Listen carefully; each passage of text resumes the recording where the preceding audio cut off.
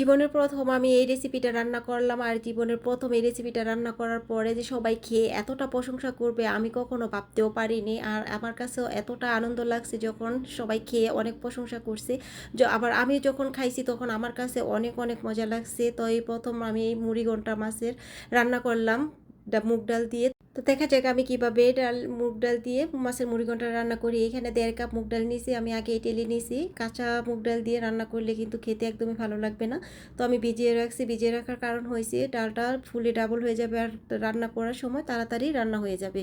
এখন আমি একটা কড়াইতে দিয়ে দিয়েছি পরিমাণ মতো তেল। তেলটা দিয়ে দিয়েছি এখানে 2টা তেজপাতা, দিয়ে দিয়েছি আস্ত গরম মশলা, এলাচ, দারচিনি, গোলমরিচ, লং, আর দিয়ে দিচ্ছি 2টা পেঁয়াজ কুচি। পেঁয়াজ কুচিটা ভালো করে আমি এখন ভেজে নিব তেলের মধ্যে। যখন ভাজা হয়ে যাবে এরপর দিয়ে দিব এখানে আমি 1 টেবিল চামচ আদা রসুন বাটা।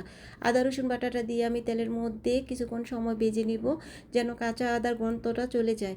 যখন আদা ভাজা হয়ে যাবে এরপর আমি দিয়ে দিব এখানে সামান্য পানি। পানিটা দিয়ে আমি একটু নেড়ে নিব।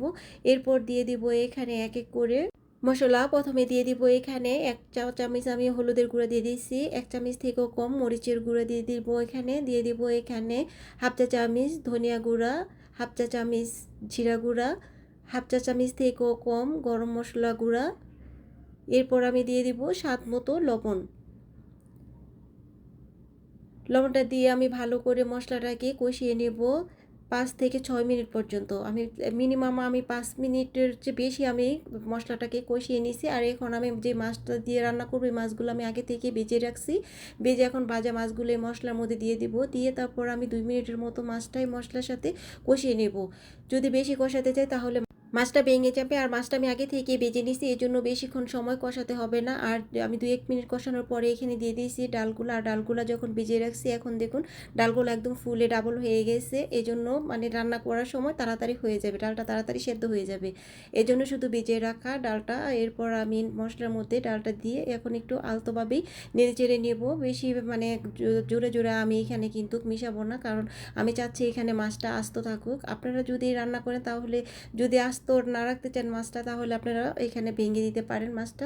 তাহলে আর এক একভাবে রান্না করলে এক এক টেস্ট আসবে। আমি যেভাবে রান্না করছি সবাই তো খেয়ে অনেক প্রশংসা। তো আপনারা চাইলে এভাবেই রান্না করে নিতে পারেন আমার যে পদ্ধতিতে আমি রান্না করে নিচ্ছি। তো এখন আমি কিছুক্ষণ সময় পর পরে আমি করতেছি, আলতোভাবে একটু নেড়ে চেড়ে নিচ্ছি। আর এটা আমি 5 মিনিটের মতো কষিয়ে নিচ্ছি ডালটা মাছটা মশলার সাথে। এরপর আমি দিয়ে দিয়েছি এখানে পরিমাণ মতো পানি। পানিতে দিয়ে দিব আমি আমার পরিমাণ মতো। এটা বলার মতন আর কিছু নেই যে আমি মেপে এখানে পানি দিই নেই। এটা যার যার পছন্দ মতো কে কতটুকু ঘনত্ব রাখতে চায়, কে কতটুকু পাতলা রাখতে চায় মুড়িঘণ্টা। তো এইটা বুঝে সবাই মানে পানিটা দিবেন। তো এখন আমি ঢাকনা দিয়ে রান্না করে নিব। তো বলক চলে আসছে, আমি আবার একটু নেড়ে চেড়ে দিব। এই মুড়িঘণ্টাটা আজকে রান্নার হয়েছে শুধু ভাবির জন্য। ভাবি আমাকে বলছে আমি মুড়িঘণ্টা রান্না করে খাওয়ানোর জন্য। তো আমি আজকে ভাবির জন্য এই মুড়িঘণ্টাটা রান্না করলাম। আর বললামই তো যে আজকে আমি জীবনের ফার্স্ট এই মুড়িঘণ্টা রান্না করছি। আর রান্না করে ভাবির বাসায় কিন্তু কাকে পাঠাইছি, তখন ভাবি খেয়ে আমাকে ফোন করে বলতেছে মুড়িঘণ্টা অনেক পছন্দ হয়েছে। ওনার ফ্যামিলির সবাই, ভাইয়া, তারপর ওনার মেয়ে 2টা, সবাই আমার মুড়িঘণ্টা খেয়ে অনেক প্রশংসা করছে, অনেক মজা হয়েছে। পরে আমি বলতেছি আমি এখনও খাইনি।